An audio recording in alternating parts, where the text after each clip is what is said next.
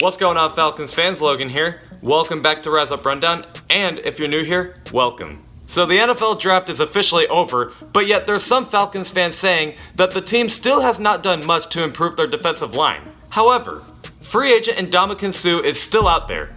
Should Dan Quinn and the Falcons pick him up? Here's the rundown.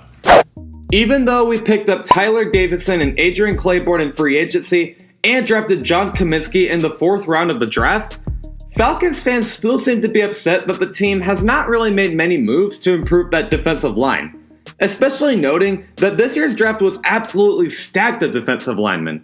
Well, I came across an interesting comment in my last episode, and I think that this is definitely worth talking about.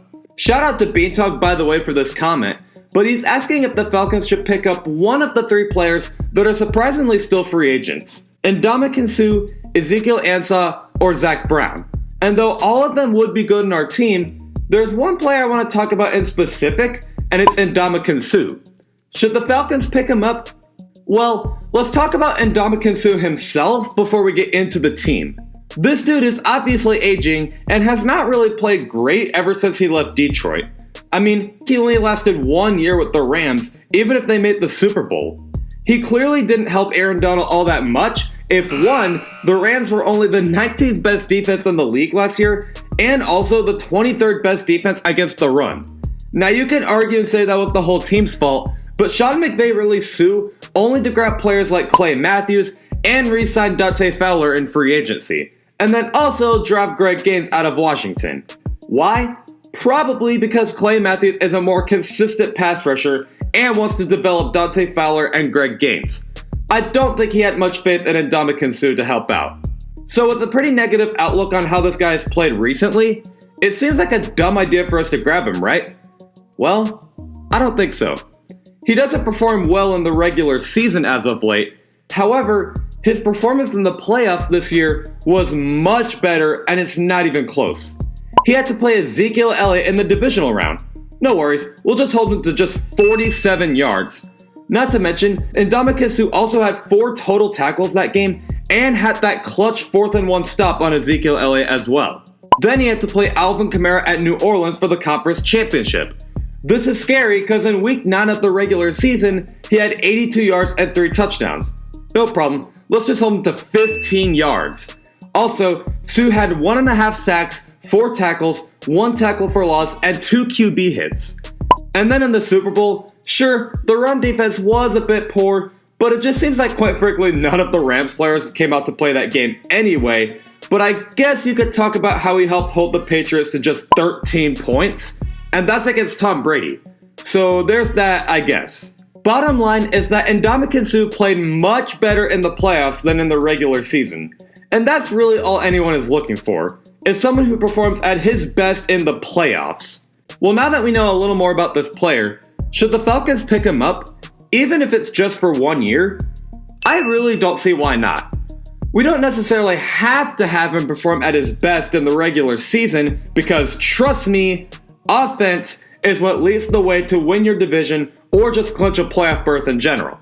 But when it comes to the playoffs and Super Bowl, that's when defense comes in.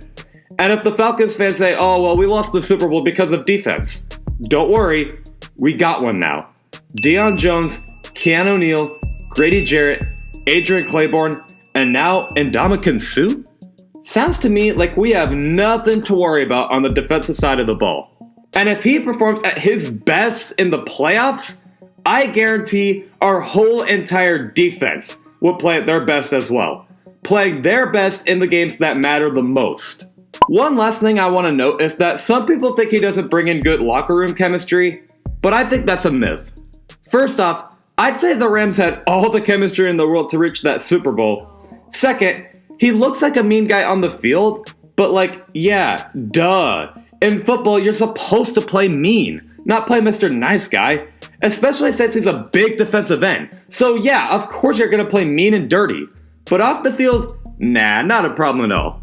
If he joins the Falcons, he not only would be surrounded in our brotherhood, and that's something very few teams can create. So you know what, even if he is a bad influence off the field, he would definitely change himself by being in our brotherhood. But on the field, I think we need a mean presence out there. We're the Atlanta Falcons. we need to have our opponents fear the defense and especially the defensive line. How awesome would it be to have a player with a big name and play with an angry mindset? It not only would make us play good and even look good, but that sure would scare our opponents. Dan Quinn is a defensive-minded guy. This sure would make him happy. Will the Falcons pick him up? Probably not. But if I were Dan Quinn, I'd do it. But that's just what I think. Let me know what you guys think in the comment section below. But other than that, whether you guys agree or not, please make sure to smash that like button, blow up the comment section, and definitely hit that subscribe button so you don't miss any weekly content. There's new episodes every Tuesday and Friday at 11 o'clock a.m. Eastern, and I will see you guys this coming Tuesday at 11 o'clock a.m. Eastern. Rise up.